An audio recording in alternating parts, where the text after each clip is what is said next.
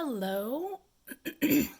Today I have two really simple but really important terms and concepts to share with you.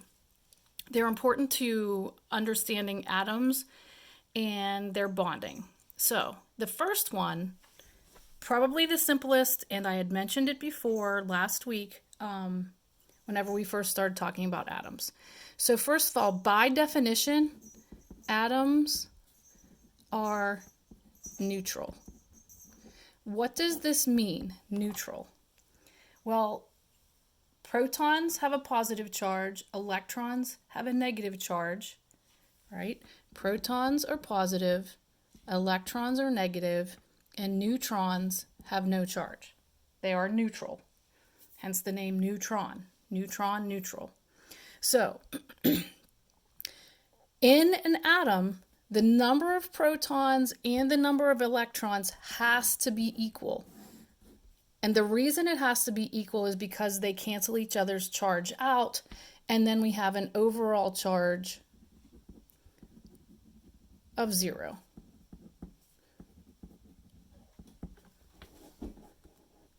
Okay, an overall charge of 0. So every single atom has to be neutral. If we look at boron, we know that boron is atomic number 5 and its mass number would be 11. I believe its average atomic mass is 10.989 something. Anyway, its mass number is 11, so we know that the particles in the nucleus have to equal 11. So the atomic number is 5. If we take 11 minus 5, that gives us 6 neutrons. That's what you've been doing for the last week. You've also been placing your electrons. And in the videos and when I was there last Tuesday, we talked about the electrons. And we know that they get placed in these electron clouds, electron rings, energy levels. They have lots of different names. Either way, the first ring can hold a maximum of 2 electrons, and then the consecutive ones after that can hold a maximum of 8. This has to be filled before we can move on to the next orbital. So, if we're talking about boron, we're talking about making it neutral because it's an atom, which means that it has to have 5 electrons because it has 5 protons. That means I'm going to put my first 2 electrons here. You can just put a minus sign. That's what I do. That's what I was taught growing up. Some people use an E with a minus sign when they're actually building the atom. I just use a negative sign. Anyway, we put our first 2 electrons there, and then to get to 5, we add 3 more. 1, 2, 3. At this point, I don't care where you put them as long as they're in this second orbital. Okay, so that makes it neutral. It has 5 protons, and that equals my 5 electrons. They cancel each other out. Think of it this way. For every proton, 5 of them, I have 5 electrons. Those charges cancel and leave the atom neutral. So let's do the same thing for helium. Helium is atomic number 2. So it's going to have 2 protons, and its mass number is 4. So it's going to have 2 neutrons. How'd I get that? I'm saying its mass number is 4. So remember, that's the total number of neutrons plus protons. I'm going to subtract the number of protons, which is the atomic number, and then I have 2 left over, so that's my number of neutrons. So, just to reiterate, this is the atomic number straight off the periodic table. That tells me the number of protons. So, in my nucleus, I have my 2 protons, and then I'm going to place my 2 neutrons. I'm putting those in my nucleus. So, how many electrons is this going to have? Well, I have 2 protons. An atom is neutral, so I have to have 2 electrons to cancel that out. So I'm going to draw my first orbital, and I'm going to place my 2 electrons, and I'm finished. That's all I can have. So my 2 protons are canceled out by my 2 electrons. Cancel, cancel. The overall charge is 0. Excuse me. So let me give you one more. We're going to go with the last one I'm going to show you is chlorine. Chlorine is a little bit bigger atom. It has the atomic number of 17 and the atomic mass of 35. We round that to the nearest whole number, so that's going to give me the mass number of 35. So I know I have 17 protons. They go in my nucleus, 17 protons, or you can just put it 17 plus. Now to determine my number of neutrons that go along in my nucleus, I subtract. So 17 from 35 is 18. So I have 18 neutrons. 18 neutrons in my nucleus. So let's place our electrons. I know that I have to have 17 electrons. So I have 2 electrons go in my first orbital because that's all that it can hold. The next orbital can hold 8, so I'm going to put the next 8. I like to show them paired up once I have all 4 in there. Okay, so now I have 10. 2 plus 8 is 10.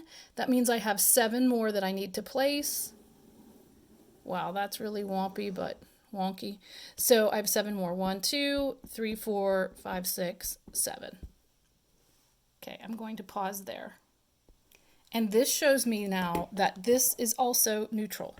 17 protons, 17 electrons. All of my positives are canceled by my negatives, and that leaves it neutral. All atoms are neutral. All protons and electrons are equal to each other in an atom.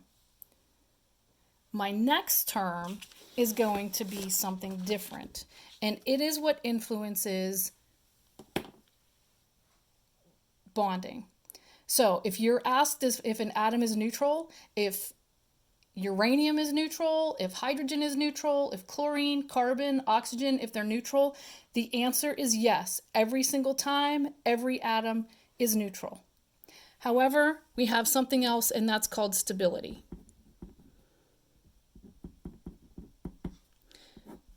Stability indicates whether an atom is going to bond or not. The only atoms that don't bond are the ones that are stable. So stability is determined by the valence shell electrons. Whoops, RONS. This is the outermost. The outermost electrons. If the valence or the outermost shell is full, the atom is stable.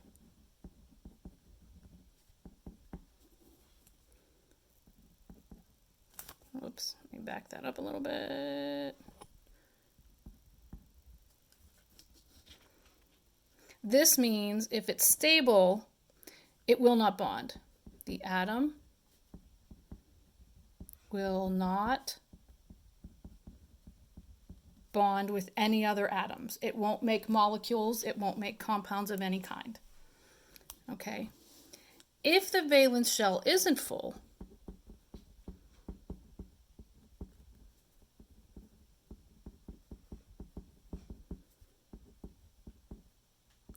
then the atom is unstable.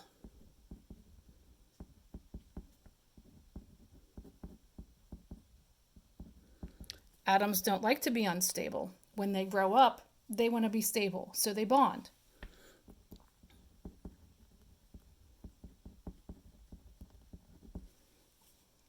Okay, so what we're going to do is we're going to look at these atoms that we have already talked about. So, is this atom stable? We said yes, it's neutral, but is it stable? Stable? What are we looking for? We're looking at the valence shell. That's this shell, the outermost ring of electrons. Is it full? How many can it hold? Well, this one can hold 8. So, does it have 8? 1, 2, 3. It absolutely does not. It only has 3. So, 3 does not equal 8, so it is not stable. No way, Jose. If we look at this one, helium. Okay, helium has 2 protons, 2 electrons. We said that it is neutral. But when I ask if it's stable, what is my answer? Well, the valence shell, the first one, can hold 2 electrons. How many are here? 2. Is it stable? Absolutely, because this cannot hold any more. Finally, we have chlorine. Chlorine, we said, is neutral because the 17 protons and 17 electrons cancel each other out. Let's look at the valence shell. Valence, the outermost. Let me write that underneath. Outermost shell.